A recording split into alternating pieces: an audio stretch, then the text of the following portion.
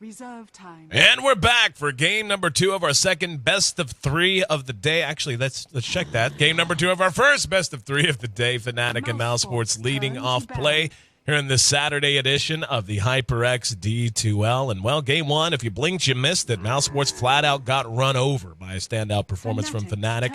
And Fnatic certainly going to get something that falls well within their wheelhouse this time as well. It's going to be the IO Tiny first pickups. Visage and Viper, though.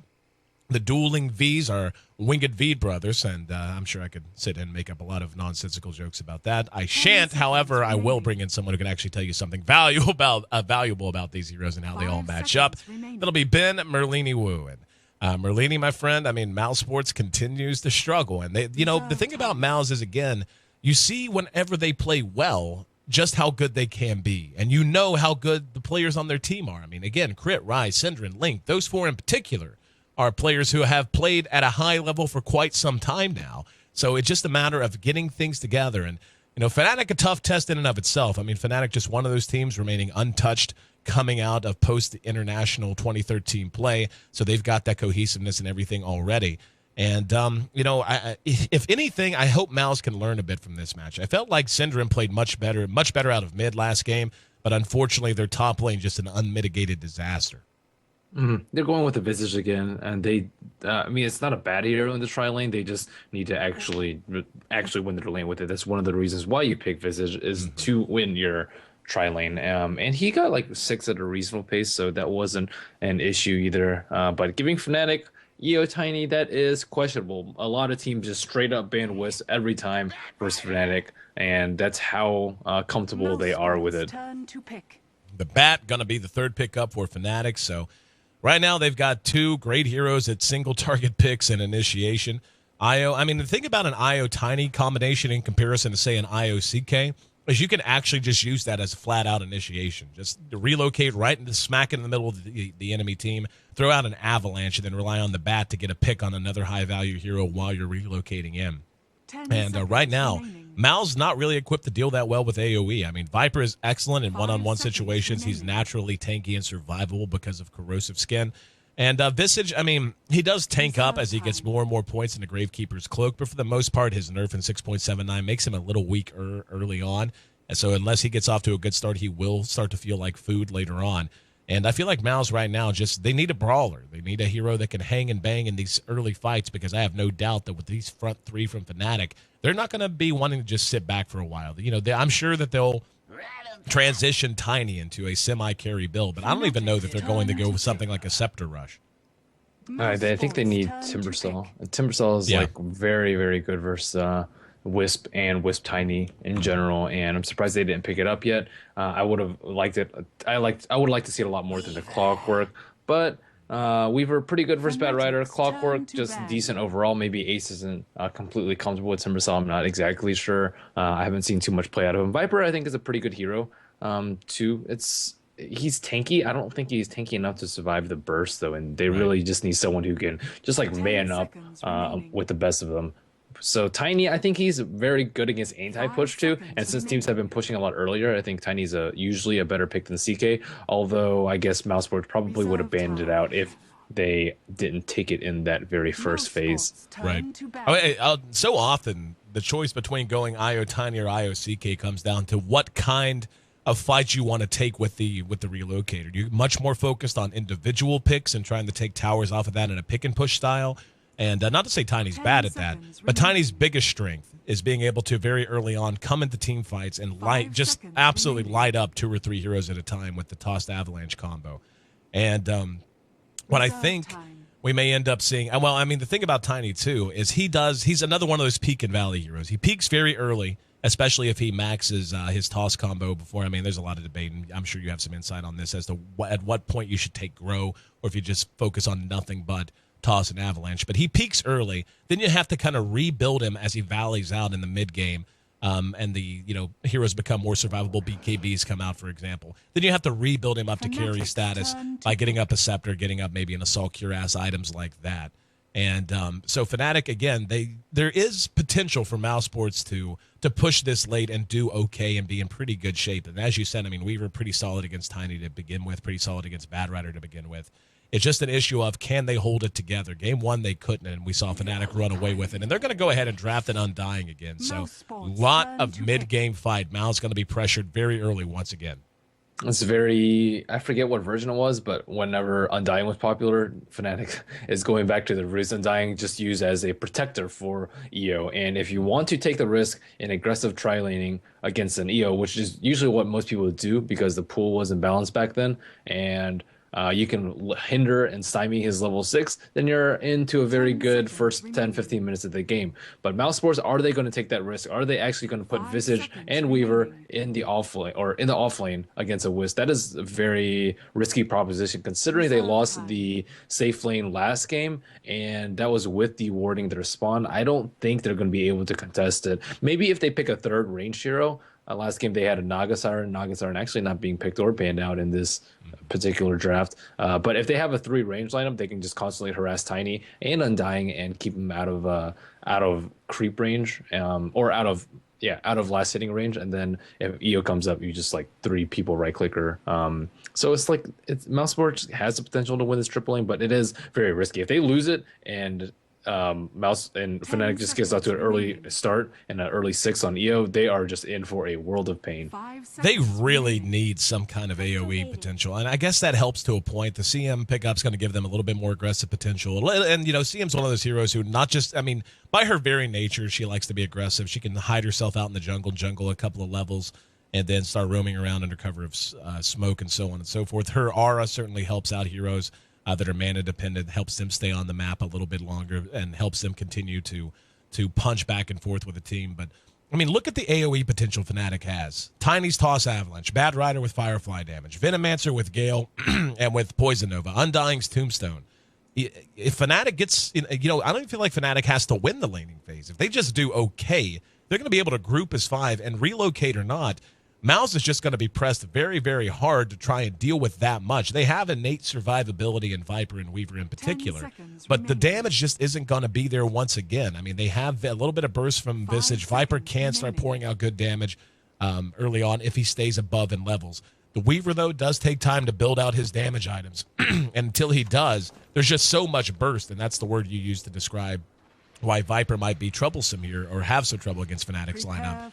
He just can't deal with the burst, and really almost no one on Mouse can. Even Weaver, as survivable as he is with Shukuchi and Timelapse, is susceptible to being bursted down, especially with an Avalanche Toss combo that innately locks him down for a second and a half.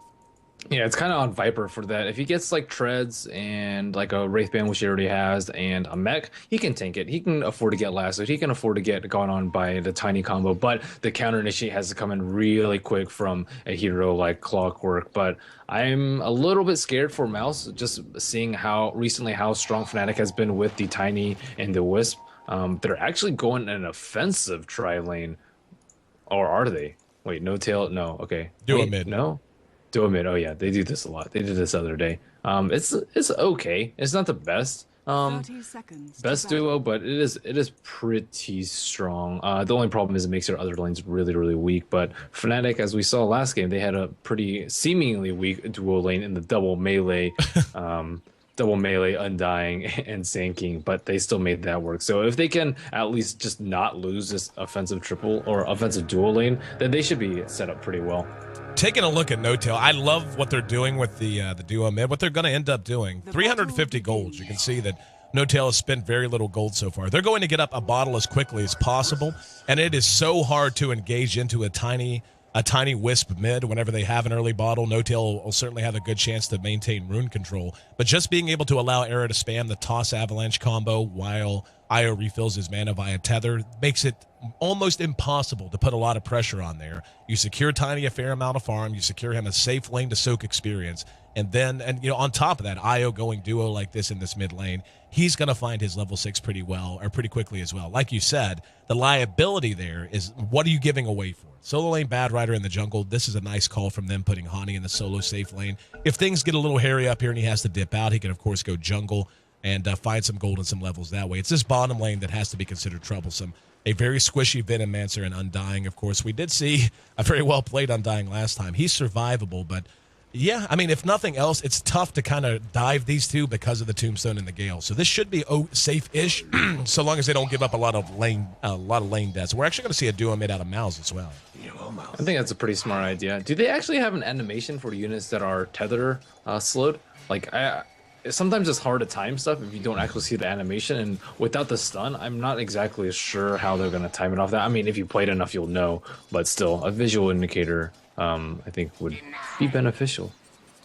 See, Hani's going to be matching up against the clock up there in top lane. Era and No-Tail going head-to-head with Synderen and Rise here on the duo-on-duo. We got Crit back on our Visage. He'll be looking for a better performance. Link also back on the Weaver. He's going to be looking to do much better than he did in Game 1. Trixie and they're going to go ahead and dive him. But just look how much pressure they're already able to put out of this bottom lane. Just really, really solid play. Yeah, Weaver is just super, super scared. And who needs stuns if you just have damage? Yep. And again, Link at 378 HP max. And once Undying hits level 2, gets a point in a Tombstone, they really can't even afford to engage. I mean, if Trixie, same thing with Trixie. He's actually skilled Poison Sting as his first point. One would imagine it'll be Gale that comes out with his second point. Those two abilities just make it so hard to really put concerted pressure on this lane, as weak as it might seem to the eye. And I think that Mouse is doing very good with this dual lane in the middle, especially a dual range lane. Era is not able to find that much farm. He actually went boost first. He has 4 CS, but one good thing about this lane is that you only need half the region, because you just give it to No-Tail and you just heal it up. Uh-oh. Crit. Will they be able to catch him? Arrow's right there. He's got Avalanche. This should be your first blood. There was the animation, by the way, if you were curious. Avalanche toss. First blood.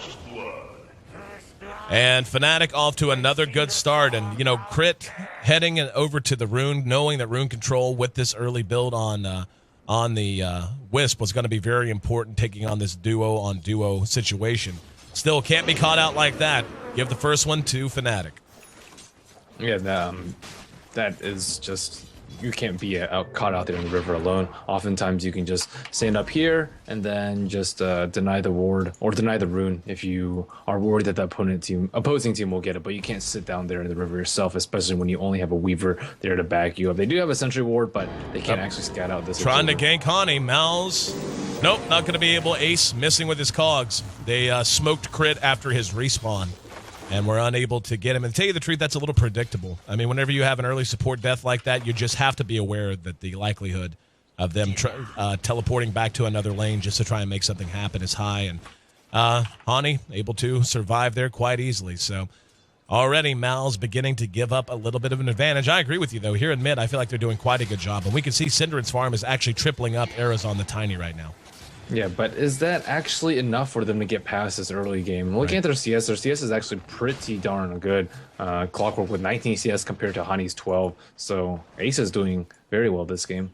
They've actually left Link alone in bottom lane and have rotated Crit up to top full time. Just really not liking the way this matchup felt, I suppose. Rise is going to go ahead and rotate to the jungle as well. And Io going to head out as...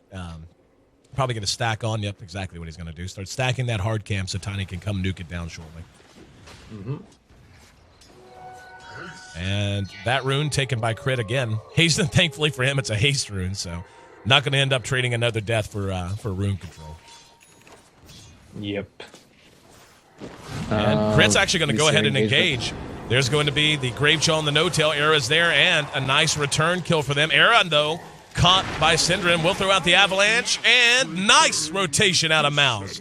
This is the sort of thing Mouse has been struggling to do. They make it work that time, and they take the lead, make it 2-1. So in game 2, Mouse bouncing back and looking much better. Yeah, they definitely need to find some early game kills and keep EO as under-leveled as possible. He's only sitting at 3.5 right now, so we're probably looking at like a 8 or 9 minute, possibly even later level 6 from EO. And the longer they can do that, especially getting kills on top lane versus Hani, this is going very well for them. I haven't actually seen Hani play bat too much. I don't actually know if he is like a standout bat player. Yeah, now that you mentioned, I've seen it before. It's been a while though, at least since I've casted it. And right now, Mouse is really doing... I mean, this is what they need to be doing with this lineup. Rise going to be caught with an Avalanche. No follow-up, though. Arrow lacked the mana for the toss, even with wand charges. So But putting the pressure on the mid, the Weaver's still a bit of a liability. Link only has 8 CS as of right now. So this bottom lane where he was abandoned in favor of sending Crit to top, he is suffering. He is going to take some time to really come into his own. Syndra in the mid. And here in mid, we're going to have Syndra and Dove. Can they catch him? TP's going to come in. Oh, Era taking a lot of damage is going to end up being traded away. No Tail likely to end up dead here. Battery assault and tower damage. Enough to secure the kill. So they end up trading 2 for 1, and Fnatic just not making good trades at this point. Yeah, they are not. I have no idea why Hani went for a Bassi build. Bassi is one of the most unusual items on Batrider, just because you need that blink up and running as soon as possible. Maybe you get a bottle because he's very effective with runes and helps you jungle a little bit more effectively and keep your HP up high. Looks like they're trying to go for a kill on Crit. Yep, Crit in trouble. He's got Lasso up, so this will allow Era to make up a decent amount of... Oh, actually, Batrider took that kill. Still, it still allows him to make up a decent amount of ground. And now this is where, the laning phase already beginning to show a little bit more volatility. Trixie, by the way, sitting down here, he's almost level 6. And Trixie and Undying, Undying now level 4, 2 points in the tombstone. This is kind of what we were worried about. Mouse has done pretty well managing this laning phase. They have rotated Era to top now, trying to get him some solo farm and solo experience. And wow, Weaver actually picks off the Venomancer down at bottom. So Crit's rotations are really getting the job done right now for Mouse. Yeah, Fnatic just falling way behind in this early game.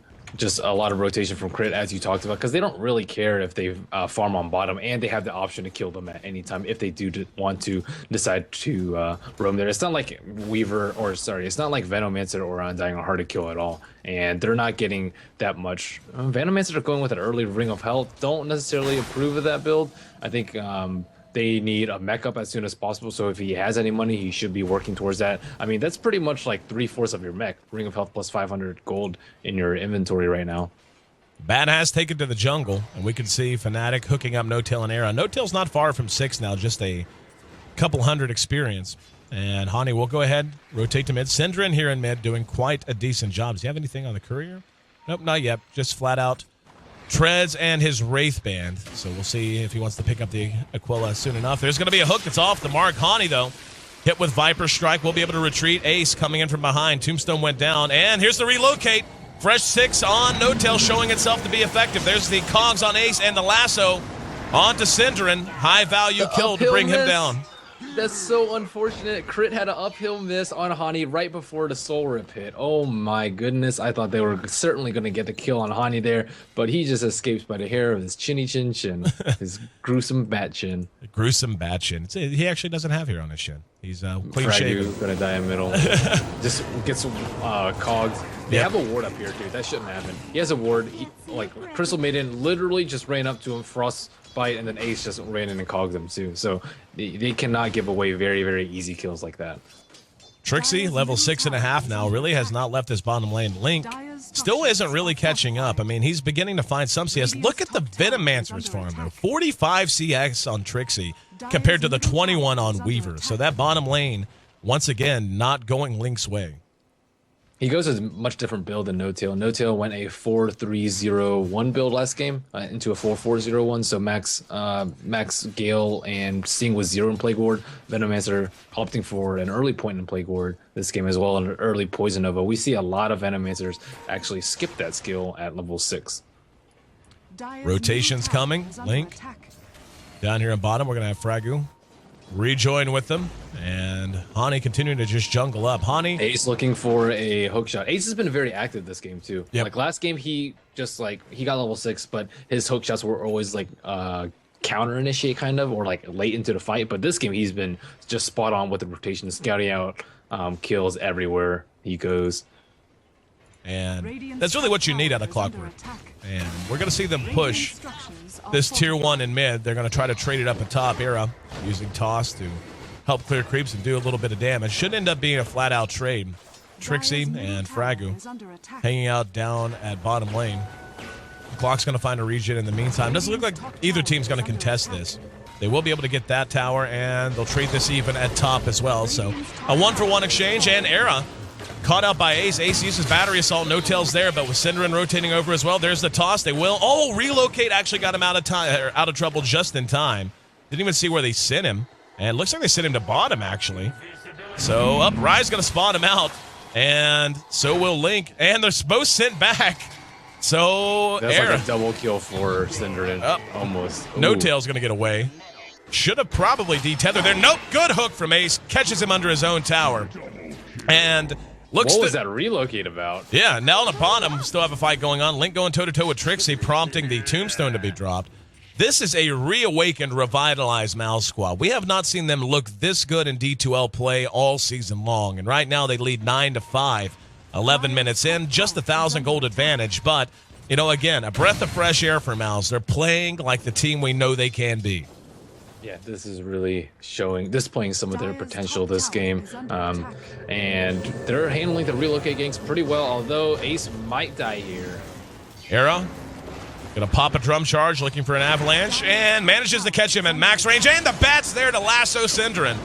Little bit of an overextension, and you know, that's something that we haven't talked extensively about, is just how good Mouse is at pursuing you out. You know, we talk all the time about, you know, heroes and lineups that make it very difficult to retreat, Disruptor being foremost among them. But with a Bat and a Tiny and an IO all on the same squad, you better make sure that when you commit to a tower, you commit to a fight, you commit to going anywhere on this map, you don't have to turn your back. If you do, you're likely to find out exactly how that feels. Now, yep, another relocate.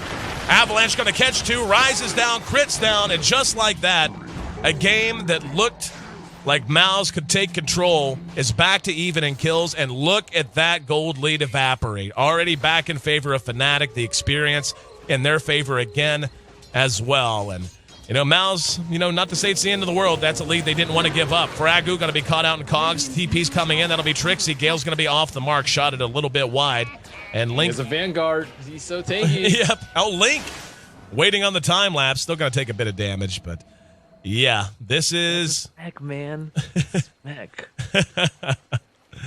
10-9, and Mousesports, they just need to keep doing what they were doing, though. Really like the rotations from Ace. Really hope he doesn't try to let up. He's level 11 now, too. They have to just be more careful about relocate ganks, and people just seem to forget about it nowadays because Wisp is rarely seen in competitive, and just a flat out overextension. Just being over here with two supports, Synderen gets force tap but will not be able to connect on Era. And just as I said, they were handling relocate ganks well. They absolutely were not, and they even weren't split up too. Like they relocated and they both got hit by the avalanche toss, which cannot happen. Not when you have this many range heroes on your team. Yeah, I mean, and as you know, we talked about it, and it kind of comes down to what I was saying during the draft, is when you look at this team from Mouse, the bigger these engagements get, the less they favor Mouse. They're going to be a hook on the Trixie. He's caught out of bottom, hit a two-man Gale, and the relocates there immediately. They're going to be able to track down Ace, and they managed to get Weaver with a blind toss as he tried to Shikuchi. Ace will be able to get away, but losing the Weaver there, especially given his start, was pretty abysmal. Not something they could allow to happen. We're going to see the Tombstone go down. Maybe a little preemptive out of Fragu. Probably should have held on to that. He's taking a lot of damage. There's going to be an avalanche on the rise. Rise going to be tossed. And wand charges plus the frostbite keep him alive. Crit's going to engage back on the arrow. No Tail there to hook up with him. And Crit with that medallion is going to make this pretty tough to stand and fight. And No Tail actually made it away. The familiars were on top of him. Look at the zombies go after those familiars. In the meantime, down at bottom, Synderen finds himself another kill, but ends up dead because of it. Visage Bird action. It's pretty fun to see. Era, cogged in, maybe getting a little bit too brave here. Should end up dead, and will, as Link tracks him down. Flame Break will be off the mark, and Hani going to be hooked back. So Fnatic, who took a good fight, got a little too greedy, hung around a little too long. And Mouse counter punches with authority, make it 14-13. Mouse retakes the lead. A good fight by Mouse there, although Link died very early. The fight just drug on so long that he was able to come back to the fight. Also, they dropped the tombstone like it was like a mess spot. It was like over here, I guess, and then they took the fight like a little bit too far away with that tower dive. So just a slight overextension by Fnatic there, and they paid very dearly for it. Their two most important heroes getting picked up. Batrider fairly close to his Staff of Wizardry. Knowing Hani though, he might go Boots of Travel. And something weird is like on the top you can see Fnatic. He has his ultimate up. Yay! I don't know why it shows his ultimate being up though. Well, right now, like you said, the tombstone placement was a problem because the fight basically got drawn down. And by the time it finishes up, you know, you've got deaths taking place here. And the Undying Tombstone just really not contributing as much as you needed to whenever you draft that hero. Anyway, Mouse, again, the lead actually not completely back in their favor. I figured that fight might be enough to put them back over the 0 line. Very close, though, so they cut down on that small lead that Fnatic was building. And I'm taking a look at Link. He has picked up his ultimate orb, so he does have some hope. He's not far from his perseverance, so the Link Hey, they're wisening up. They didn't actually just like push his tower without that many people. Yep. So they're getting smarter. And No Tail and Era just staying in the jungle. Era is going to be going for a straight scepter rush after drums. That was my question. Was he gonna, yep, down at bottom. Crit engaging out. There's going to be a lasso onto Crit. Off goes the Poison Nova and Era. Plus No Tail showing up. Ace cogs themselves in, but that's going to be 2 heroes down immediately. Trixie's going to end up traded here. They may get Synderen. As, yep, there's the toss to make it another kill, and Synderen hanging around way too long. And this is just a bad fight. Era's actually going to move out and catch Ace. Synderen manages to get another kill before he drops, but 5 for 2, not where you want to be against this team. That's a lot of gold and a lot of experience going the way of Era. Was just going to say he got his drums up first, was curious how quickly he'd pursue Scepter after that. Now more than halfway, almost 3/4 done with his Scepter. He pretty much has it right now. He's got tower gold. Yep, he's going to be actually, he does. He just bought the Staff of Wizardry and still had 1,000 gold. So yeah, Scepter's done at 16 minutes with drums. Let's take a look at the net worth. And Tiny's kind of big, sitting at about 8,000 overall net worth right now. Yeah, and that's but Fani should have died that fight. He like blink lassoed and he got double vicious stun during his lasso, but still unable to drop. Mouse had pretty good reaction too, but it's just slightly too far away from the tower. With the reload, with everything coming in from Fnatic, they were just much quicker to the response, and that definitely won them that fight there. What is Fani gonna go? It is the Boots of Travel. No Force Staff for him. Yeah. The weakness of the Weaver pick. I mean, and you know, we see this time and time again. Weaver's an excellent hero, very, very annoying. And having him on squad with the Viper is nice because Viper does give him a little bit of room to breathe. It takes a little bit of pressure on him because Viper is so strong in the mid game. But right now, going with the Linken's build, very standard survivability build on him. He is just going to be, they're going to be lacking damage, especially now that Era has his Scepter up and is hitting for 230 a shot. Synderen up the hill. Synderen is super dead. And there's the avalanche. There's going to be the toss. Survivable as he is. Hook comes in, and actually, that hook might end up saving him. No Tail will end up dying in the cogs. Plague's right on him and using the decay to try and pursue him. He's actually going to pop ulti up, and there's a zombie. We're going to hear a lasso go off behind. They're going to end up tracking down Ace. Visage Familiars get a bit of a stun, but in the meantime, Fragu able to track down Viper. There's going to be crit, flame broken back, and the toss to make it a 3-for-1 once again.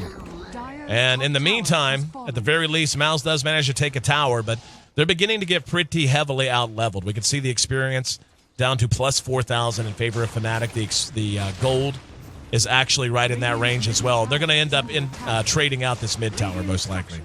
At least Lincoln is finally up on Weaver, so maybe he can contribute to team fights. If he still gets stunned, though, by Era, he may very well die in just the damage from the stun toss combo, not even getting toss. I believe toss does get removed by Lincoln's, or Lincoln's does remove toss, but it will prevent him from Batrider ultimate, especially without a Force Staff on him yet. But Hani, after winning that fight, he's already halfway to his Force Staff. Looks like Roshan is the next target for them. Checking out Venomancer, still only level 1 ward on him. He's going Helm of Iron Will, I guess a Veil. Tell you what I'd love to see out of Era is just a straight-up Assault Cuirass now. He can have a Hyperstone up very, very soon after this Roshan. Doesn't look like it's going to be contested. Just having that up to tank his own team up against the Viper and the Weaver. Having the taking away the survivability of Mouse in the process and adding attack speed is going to allow them to transition if they need to. I don't know that they're going to need to, but if they need to, they can transition to a pick-and-push style and do nothing but sit back, farm the Tiny, and anytime someone's out of position, look to take a pick and then use his attack speed and just how hard he hits towers to bring down very quick towers. But we'll have to wait and see. He's sitting at 1,600 gold. Trixie's pretty damn large, man. He's pretty tanky. Sitting on a Vanguard Treads, a Null Talisman, and now that Helm of Iron Will on the way to a Veil, as you had said. Undying for the second game in a row. Has up a mechanism short of 20 minutes. There's a Force Staff on the Bad Rider. And at the very least, though, Mouse does manage to pick up a mech at the same time, so Synderen finding his. Yep. And he needs a scepter ASAP if they want to shut down Era. They have to just constantly kite him through use of Cog, through use of just Weaver being annoying, through use of constant Viper strikes too. So the Cogs have been fairly annoying for Era. Actually, he has to just run around them a lot of the fights. Like the relocates are pretty good from No Tail, but the Cogs have just popped down right in the center, and Tiny just forced to sit there for a good few seconds, which is costing him a lot of time. He could go BKB in this scenario, but he doesn't necessarily need to because Ace is just not very tanky at all. He does have his Force Staff, but if he gets lassoed or anything, or just caught by stun before he gets his Cog off, he is dead. Tiny is going to grab that Assault Cuirass. And again, really like that pickup for Era. Snags up his Hyperstone. Here we go. Relocate. Coming in. They're going to catch out Crit. And Synderen's there as well. We'll get off the Viper Strike, but Hani's there. Manages to pop the Lincolns on Link, though. Bit of a mental mistake there. Here comes Ace collapsing on Era. Force Staff gets him out of trouble, and he's going to continue to swing for a while. Finally, they get that Aegis, but here comes the Undying. Synderen cleaned up with one last Decay. Ace slowed, and going to be able to hook onto Rise. And with the Undying thrown there, the last Decay secures that kill. That's going to make it a full 5 with that Flame Break. And that might just about be that. Another team wipe at this stage of the game might be the camel or the straw that breaks the camel's back, because Era's just getting way too large. The gold back up to plus 7,500 in their favor. And in 5-digit territory for experience. That alone, a pretty big deal. That was just a nice counter initiate from Mouse too. Like Crit got stunned, immediate Force Staff out from the Clockwork, and I was like, oh man, Wisdom's in trouble. But the Aegis just giving Era 2 lives, he's just able to do so much damage before he drops the first time, and everyone turning, getting chased by Venomous or slow, double Venomous or slow, Plague Wards, sticky Napalm, and Undying Zombies. They just can't run away from the fights. No. Well, this is what we talked about during the draft, and what I was kind of harping on during the draft is the bigger these fights get, the less effective Mouse's lineup becomes against Fnatic's lineup. You know, it's not a weakness of Mouse's, it's just a strength of Fnatic's. They're so good in AoE situations because they have so much AoE damage. And Fnatic is showing this that time and time again. Like you said, Mouse actually counter-initiated that very well. Era was in a lot of trouble, and honestly, they overextended a bit and taking that fight blind without knowing how many heroes were there. And the lasso getting blocked too. Yeah, like, a lot of things went well for Mouse for that fight. Mm-hmm. And but they still couldn't stand up to it. There's just too much. Yeah, they just need to look for picks, but that's very difficult against a Tiny Wisp. Like, they pretty much have to find the Tiny or the Wisp, because if they find anyone else, like Undying already has a mech, he has 1300 HP, Venomazer with 1500 HP, and a Veil. He has 18 armor and damage block on top of that. Batrider has Blink and Force Staff and Firefly, so he's not very killable too. So if they go on any of those heroes, it's going to take them too long to kill anybody before the Wisp relocate comes in. So what they kind of have to do is try their best to kill No Tail on Era, or if they can find a really fast pick. Coming in on Era now. The damage is there. Ace with another nice hook in. There's going to be the first freezing field we've seen all game, but look how tanky they are. They're just surviving through this so effectively. That damage isn't there in this context. Here comes Hani. Hani hasn't even spent lasso yet, and I don't know how Era survived. I really don't. There's a time lapse on the Weaver, but he's going to be spotted. They will be able to finally track down Era, but he'll end up trading himself away in the process. Another 4-for-2 trade that you just can't allow to happen. Ace trying to make it away. Gave himself away with that rocket flare, and he's going to end up dead because of it. He shot that. Oh, I was going to say, there we go. Hani spots him. That was kind of a goofy flare. Ace, the last remaining member, will be able to force staff himself back to the high ground and cog himself in, and Hani's going to be getting a little frustrated now. There's the flame break, not about to give up on it. And here comes the TP, though. Hani might, he should get the kill. Trixie's over there. Will spot out Rise as well, and Rise certainly in no position to make this trade. Hani's right there again. Is he going to have a flame break? 140 mana? He won't, but he won't need it either. Rise just way too weak. Force Staff gets Hani back to safety. Trixie's going to be caught with a chilling, or a Gravekeeper, not a Gravekeeper chill, a Grave Chill. That's the word we're looking for. And Trixie, no stun to lock him out.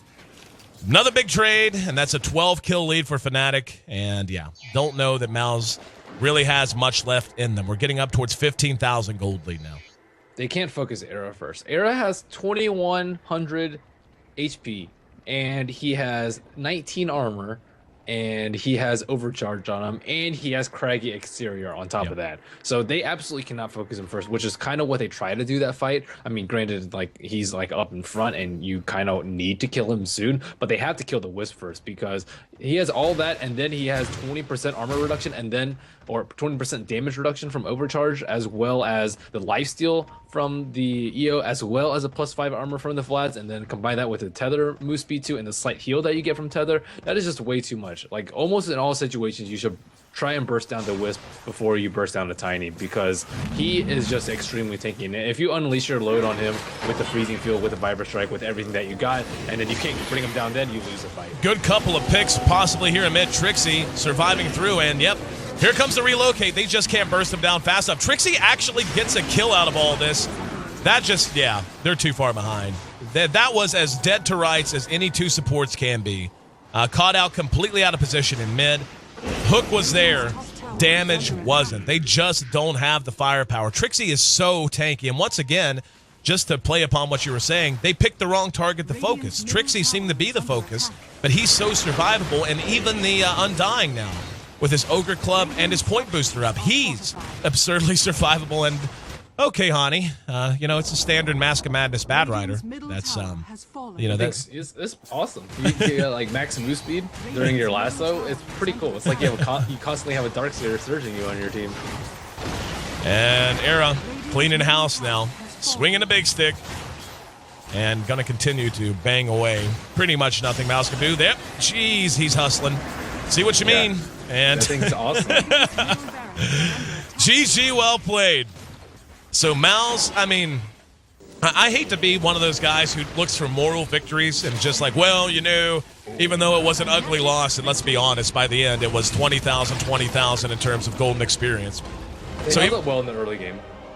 Yeah, I hate to be a moral victories kind of a guy, because, you know, it's not even like it was a 50-minute slugfest that came down to the wire and then got out of hand late. This, you know, the game seemed a lot longer. It was only 26 minutes long. 57 kills, man. We averaged more than 2 kills a minute in this game. But, you know, Mouse, if they should be able to take something away from this, that is, movement is good post 6.79.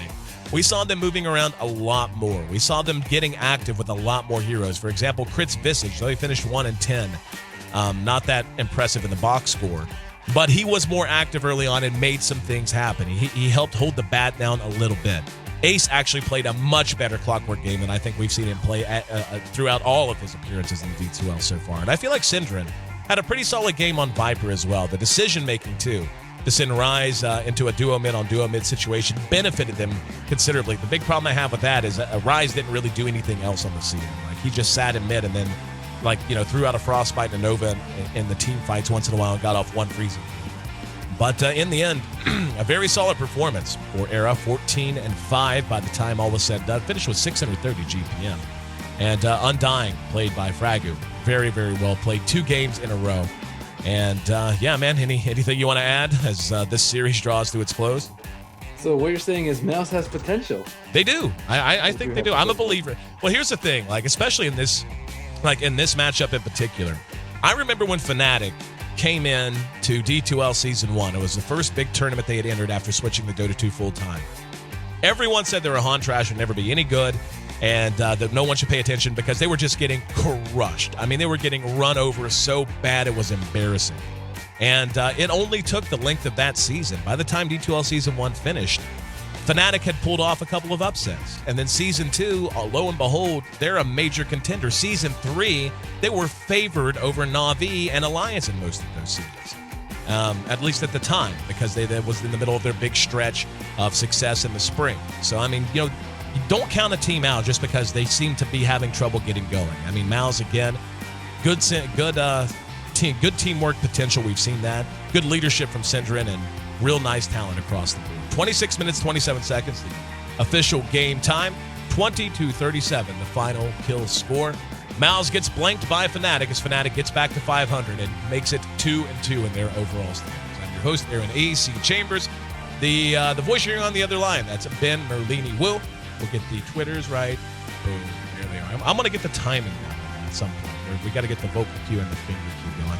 Anyway, Merlini, obviously, we can find you right there. Why don't you go ahead and tell folks where they can find more about you, one of the best educational streamers in Dota 2 today, and I certainly know you've got some content going up almost every day. Yeah, thanks, ASC. You can find my YouTube channel at youtube.com/MerlinDota, my Facebook and Twitter /MerlinDota, and my personal stream is at twitch.tv/MerlinDota. There you go. Make sure you check him out, guys. We've got about an hour and a half until our next series as Fnatic made quick work of Mousesports. And what tournaments are on, Connie? What can they go watch?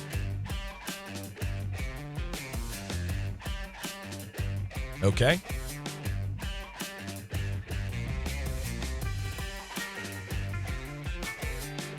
All right, Team Liquid versus...